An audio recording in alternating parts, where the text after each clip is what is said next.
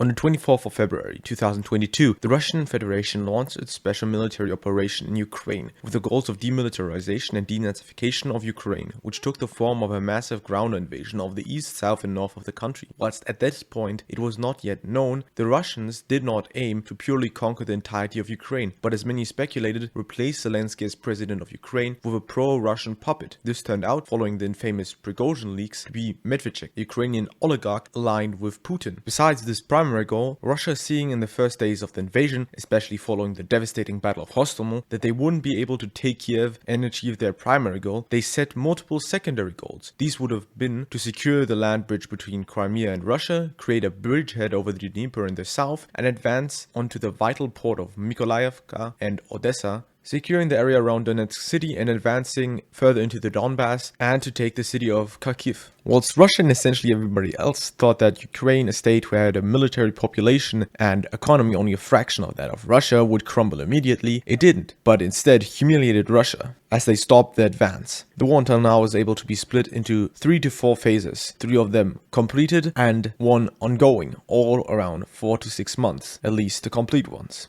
The first half of the first phase saw Russia begin its massive invasion. In the south, they quickly took the vital supply hub of Melitopol and advanced north and east, being stopped in the north around the cities of Halaipoli and Orkiv. In the east, after taking the city of Berdyansk, the only major obstacle to secure the vital land bridge was the city of Mariupol, which was later taken after being surrounded and put under siege for multiple months. Less fortunate was the offensive into the Odessa region. After being able to take the city of Kherson and securing a bridgehead over the Dnieper, they were stopped at the gates of Mykolaiivka, and further attempts to bypass the city in the north were also thwarted. The direct offensive against Kiev stalled as Russian troops began to overexpand in the attempt to surround the city of Kiev from both sides. Unable to continue the offensive in the north, they had to withdraw and focus on the remaining front. In Luhansk, they were able to push almost to their administrative borders, with the only cities remaining in Ukrainian control being the cities of Severodonetsk and Lysychansk. While they were able to take large parts of the Kharkiv Oblast, notably the cities of Izium and Kupiansk, they were unable to penetrate the defenses of the city of Kharkiv itself,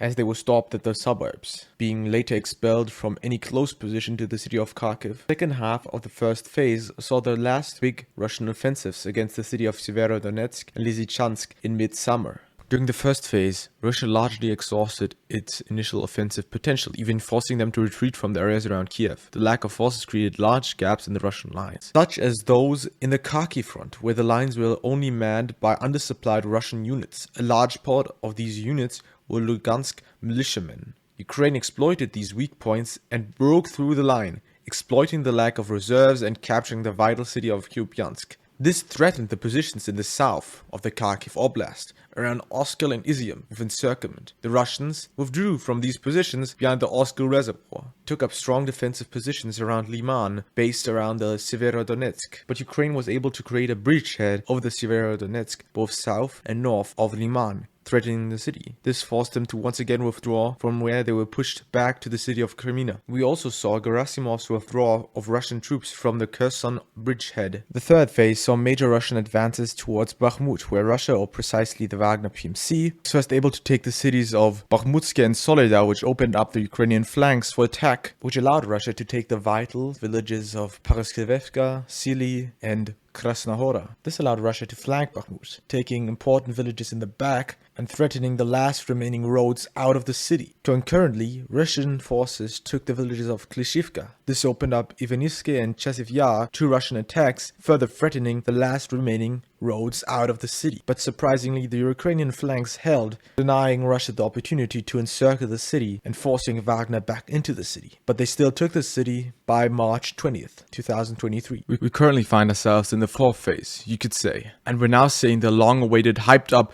Ukrainian mega-ultra spring offensive, which aims to cut the land bridge between Crimea and mainland Russia. Russia, both knowing about this future offensive and knowing the weakness of their positions in Zaporizhzhia, they prepared for this inevitable offensive, building massive defensive structures, multiple lines of trenches, minefields, and tank traps across the whole southern front, with the strongest fortifications along the route to Melitopol through Tomak. With up to 3 lines of defenses, this would prove to be a hefty roadblock for any Ukrainian armored formations like seen in this famous video got pummeled by artillery after they ran into a minefield. Until now, there have been three main axes of attack. Axis around Orikhev, Halaypoli, and Novovasilivka. But as expected, Ukraine only achieved limited success until now. Ukraine only achieved notable gains in the area around Novovasilivka, where they were able to take multiple villages, and continue to make gains until now. In contrast, around Orikhev and Halaypoli, they have been grinded down by artillery and the heavy defenses. The Novovasilivka axis is also most likely the main offensive, the one that could actually be successful, as the area where they are attacking is the one with the least amount of defense. With the remaining Ukrainian combat strength unknown, I will be presenting a few scenarios for the future, for how the war could continue, not just on this micro scale but on a macro scale, and how the events that will happen in the next couple of months can affect the war as a whole. Scenario 1. Total Ukrainian victory. Ukraine manages to recreate their offensives in Kharkiv and Kherson, beginning by destroying the Kerch Bridge, among other important infrastructure installations, with Western-provided missiles like the Storm Shadow missile. This deprivation of supply further weakens the Russian lines, creating weak points in the lines. This allows the Ukrainians to recreate their movements in Kharkiv, where through the use of NATO tactics and new NATO equipment like the Bradley, IFV or Leopard and Challenger tank, they can exploit these weak points and break the lines completely, advancing deep into Russian territory, cutting important supply lines by taking cities like Tomak, Melitopol, Berdyansk, Mariupol, which causes a massive ripple in the Russian lines, causing mass routes and a complete collapse of Russian lines in the south, forcing them to completely abandon their positions in Zaporizhia and Kherson Oblast, opening up Crimea for direct attack and depriving it of supply. This destruction of a large part of the Russian army could also open up further offensives to completely restore the borders of Ukraine. This scenario with scenario 2 is probably the most unlikely scenario, as even if you would say that Ukraine has only deployed half of its NATO-trained units, it is unlikely that they could create anything close to what happened in Kharkiv Oblast, as Ukrainian units until now have not even in most places managed to advance up to the first line of defense, and any major armored assault has been completely destroyed through the use of artillery. Scenario 2. Total Russian victory. The second scenario is basically just the opposite of the first scenario. Russia manages to hold the line, Ukraine maybe manages to advance further in some places, but overall the Russian lines hold. While Ukraine uses up most of its new NATO equipment, this allows Russia to launch a follow-up offensive later this year, which grants them the upper hand in the war.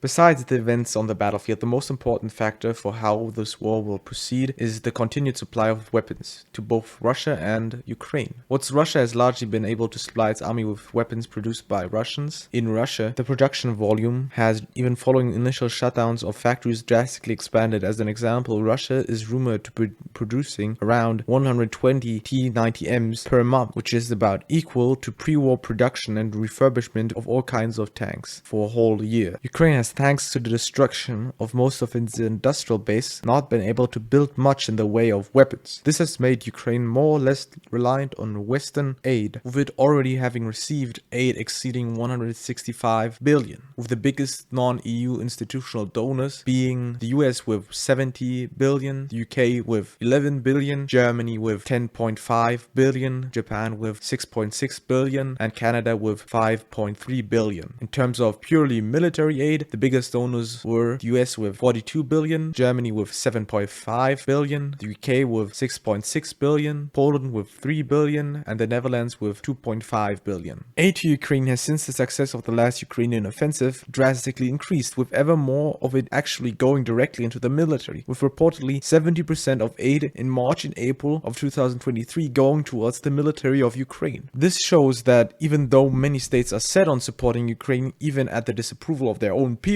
seen by German Minister of Foreign Affairs Annalena Baerbock saying that she would continue to support Ukraine even if her voters think otherwise, and if this continued stream were to stop, Ukraine would be damned. Well, in theory, the West could mobilize the industry and with their combined industrial potential massively outproduce Russia. This would require contracts with weapon contractors being secured that their produced weapons would be bought in the future. This of course can't be guaranteed, as nobody knows how long the war will continue. These facts will be discussed in the scenario 3, 4 and 5. Scenario 3, the Ukrainian offensive isn't successful and the West expands support. The Ukrainian offensive does not succeed in its goals of cutting the Crimean land bridge, and with heavy casualties and few territorial gains to show, the Ukrainians are in a worse position than before. The West realizes that this war will not end in the next few years and that they will have to begin actively mobilizing their industry and investing into the production of especially shells and other equipment if they want Ukraine to win. Countries such as Germany fund companies such as Rheinmetall, who were able to, during the Cold War, build up to 300 Leopards a year, 10 times that which it produces today. Well, this mass mobilization of the West industry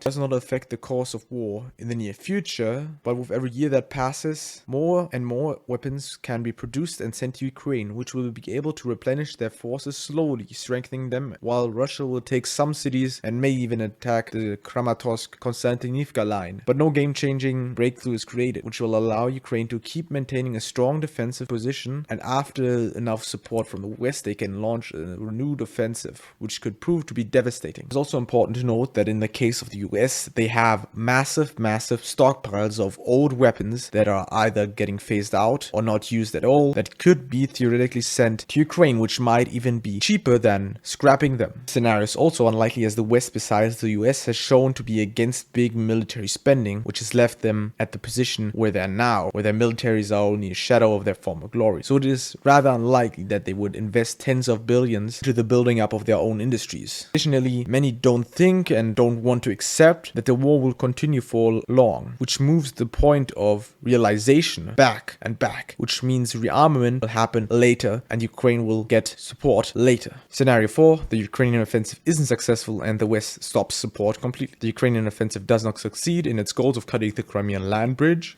and with heavy casualties and few territorial gains to show, the Ukrainians are now in a worse position than previous. The West accepts the sunken cost and stops supporting Ukraine. Without this support, Ukraine slowly loses. While it is very much unlikely that the West stops support, as most of the government agenda is set steady on supporting Ukraine, we've seen a general rise of anti-Ukrainian sentiment among Europeans and Americans, or at least the favoring of a neutrality or a pro-peace position, with parties such as the AfD in Germany or Le Pen in France gaining ever so more support, with Le Pen en route to winning the next presidential election and the AfD being the second strongest force in Germany. Another example is Trump and the GOP, which whilst not being directly anti-Ukraine, are more in favor of lowering aid to Ukraine, and reportedly 4 out of 10 Republicans think that payments to Ukraine are too high. Scenario 5. The war continues like before. The Ukrainian offensive does not succeed in its goals of cutting the Crimean land bridge, and heavy casualties with few territorial gains to show leave them at a worse position than previous. But Western support doesn't stop, but doesn't rise up to a point where the war could be changed in a quick way, which allows Russia to subsequently achieve limited success in the next offensive, or what we have seen basically in the last few phases, switch in offensive cycles basically. I hope you enjoyed the video.